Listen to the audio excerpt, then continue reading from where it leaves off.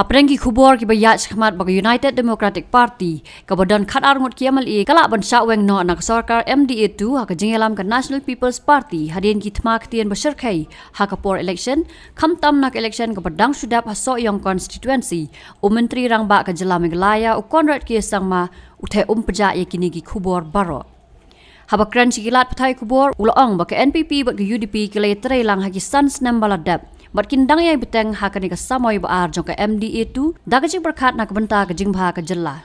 Halor ka bha menteri ki MLA ka PDF ki barung dang shan sa ka NPP u konrad ulaong pakamdani e kum kata ka jingekran.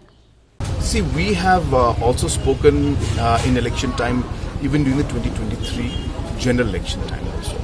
But if you recall, after the election, we have all come together. And we stressed on the fact that we have been working in the past 5 years to take the state forward. And in that same spirit, we want to continue. Hence, yes, in elections, this is the nature of elections, and political parties will give speeches and sometimes words will go out of control sometimes. But overall, as I said, we as a coalition, as MDA, we have always kept the larger interest of the state in mind. No, if it had to be affected, it would have been affected in 2023 general election.